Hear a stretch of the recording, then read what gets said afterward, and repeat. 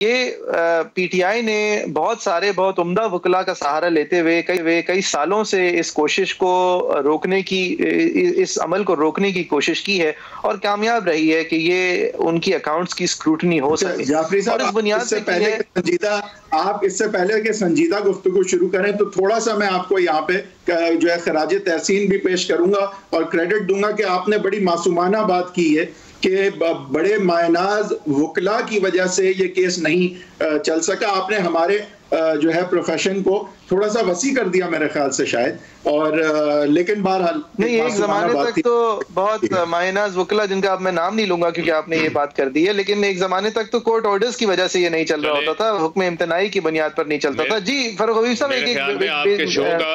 आपके शो का टाइम बड़ा मुख्तसर होगा। मैं चाह रहा हूँ, मैं जरा जल्दी से, मैंने दोनों अपने भाइयों की बात सुनी, मैं जल्दी से आपने कहा वजाहत, मैं इसको कहूँ, मैं वजाहत भी करता हूँ, मैं थोड़ा एजुकेट भी करता हूँ इस हवाले से। ठीक है, देखें, दो चीज़ें बार बात हो रही थी कानून के हवाले से। ठीक है, आप जो कानून का, आइन का आर्टिकल 17(2) है उसको आप पढ़ लें, उसमें बड़ा वाज़ेह लिखा हुआ है जो आइन हमें कह रहा है। आइन का जो 1973 का आइन है, जो मुतफ़िक़ा आइन है, उसमें बड़ा वाज़ेह लिखा हुआ है कि अगर कोई पार्टी जो है वो पाकिस्तान की सॉवरेनिटी, इंटेग्रिटी के ऊपर काम कर रही है, बाहर से पैसे लेके काम कर रही है, तो फेडरल गवर्नमेंट जो है उसके खिलाफ रेफरेंस बनाएगी और विद इन द 15 डेज जो है वो सुप्रीम कोर्ट को रेफरेंस भेज देगी। ये मैं नहीं कह रहा, ये पाकिस्तान का आइन हमें बता रहा है, जिसका हवाला जो है वो इसी केस के अंदर, इसी केस को कॉपी पेस्ट करके अकबर एस बाबर के केस को हनीफ अब्बासी सुप्रीम कोर्ट लेके गए थे, जिसको सुप्रीम कोर्ट के मोअज़्ज़िज़ जज साहबान ने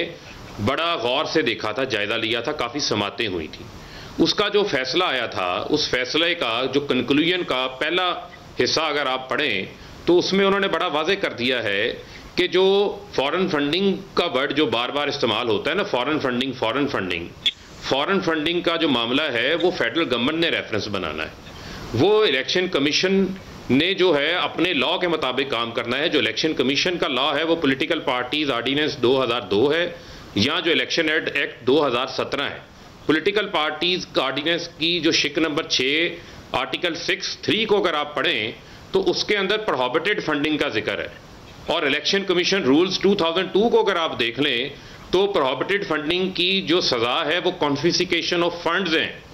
खुदारा ये तासुर जो हम बार बार देते हैं कि पता नहीं किसी ने फॉरेन फंडिंग कर ली है तो उसके ऊपर बैन होने जा रहा है, वो गलत है। फरूख साहब जी, आपने कॉन्फिस्केशन ऑफ फंड्स है, बड़ा वाज़ेह लिखा हुआ है। मुझे इसकी वजाहत करने दें। मैंने एक लॉ की बात की, मैंने 1 मिनट जी, मैं भी कानून की बात कर रहा हूँ। एक तो अव्वल तो आइन की जो आप बात कर रहे हैं वो दुरुस्त है, लेकिन उसका कोई ताल्लुक नहीं है इस चीज से, क्योंकि आइन के ऊपर ये फैसला करने के लिए एक कोर्ट ऑफ लॉ के अंदर एक हायर स्टैंडर्ड को मीट करना होता है कि जैसे एक पॉलिटिकल पार्टी पूरी ही फॉरेन फंडेड एजेंट है, लेकिन इलेक्शन कमीशन ऑफ पाकिस्तान, मैं आपको पढ़ देता हूँ, receives any ad financial or otherwise from any government or political party of a foreign country or any portion of its funds for foreign nationals, ये जब्ती होंगी।